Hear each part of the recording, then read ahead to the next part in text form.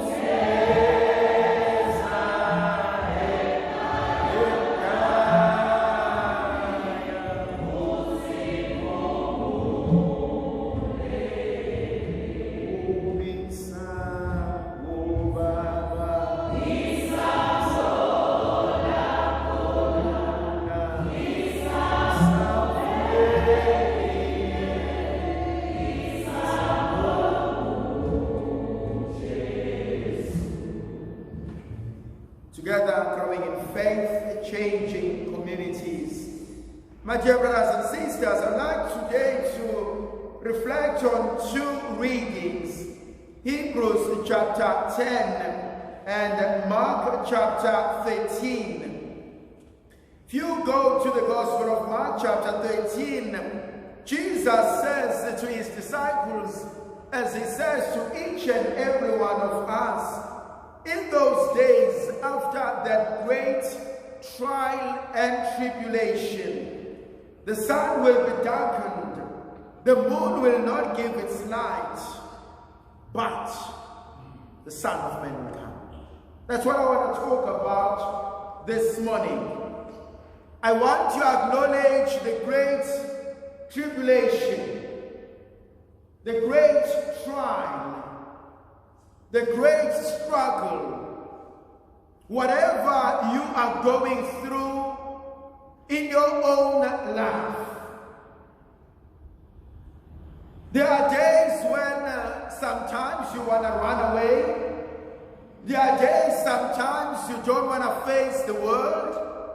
There are days sometimes you don't want to leave your house. And the Lord wants to acknowledge that truth. He says those are the days of great trials. Those are the days of great tribulations. Those are the days that can lead you into depression. Those are the days that can make you doubt whether you are psychologically okay or not. Those are the days that make you question those around you. And yet God acknowledges it. And he says, even the sun that's supposed to give light and the moon that's supposed to give light will be darkened.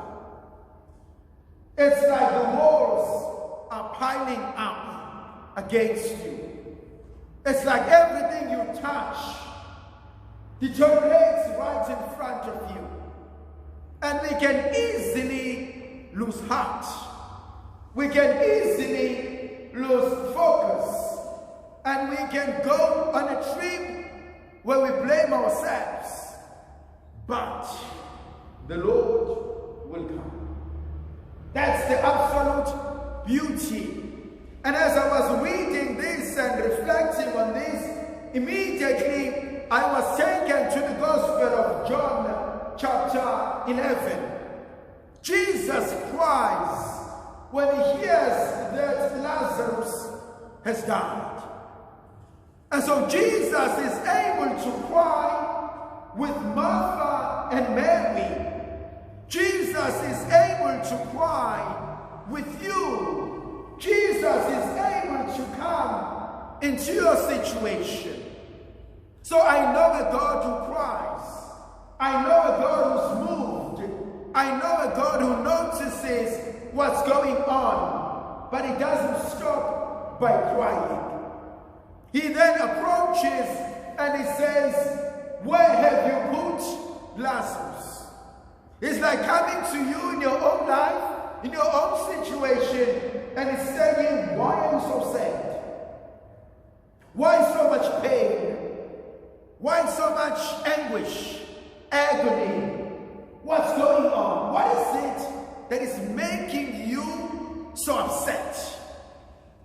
And now what I love about this idea of a God is that he's not afraid of going in a place where there is a smell. He's not afraid of going to a place where people have closed it. He's not afraid of going to the nitty-gritty of your own life. And he gets in there and he says, what is it that is happening?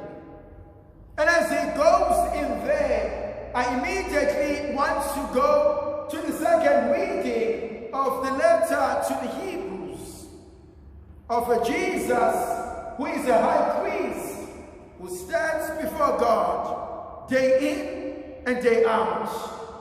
And on his lips are your words. On his lips are your cries. On his lips are your trials and tribulations. And so he stands before the Father and he calls your name. And he says, Lord, I have noticed so-and-so is in pain. So-and-so is hurting. So-and-so is confused. So-and-so is fighting a demon, a battle. And immediately I am reminded of the book of Job, of a God who says to Satan, no matter what you do to Job, I trust you. No matter what you go through, there is someone on the side who believes in you. No matter what happens in your life, there's someone on the side who says, don't you dare give up. I know how this will end. And so whatever happens in your life, in your family, at work, at church, with friends, with colleagues, in marriage, in relationships, this too shall pass. For I know the one who believes in you. And so you hear Jesus who says, I offer this But once is enough, because once is for all. Do not let your hearts be troubled. Have faith in God. Trust in Him. That's the Gospel of John, chapter 14, verse 1. Do you believe in me? And if you do, that's what He says to the Samaritan woman. And He says, if you believe in me, waters will gush from inside of you. And life will come from inside of you.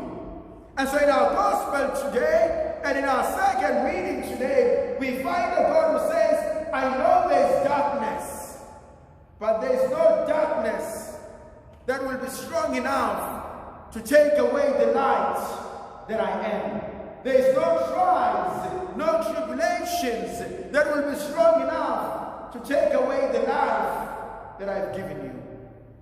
And so He gets to where we are, and there's only one word He wants to do to you. He shouts, Lazarus, Lazarus, come out. Now there are two concepts in here. The first one is to shout everything inside of me, everything in me that does not give life. Everything that seems to drain life out of me. Everything that hurts.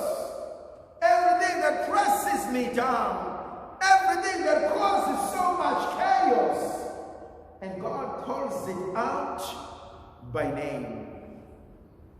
You have the power to liberate yourself. Call it by name. The devil is a liar. Look at the scars in your life. They are only a sign that you've survived. And your life has not yet ended. So whatever is going on, whatever you are dealing with, call it by name and tell it, you have no power over me. I can survive today. I survived yesterday. I will survive tomorrow. St. Paul says something absolutely powerful. I can do all things through Christ who is my strength.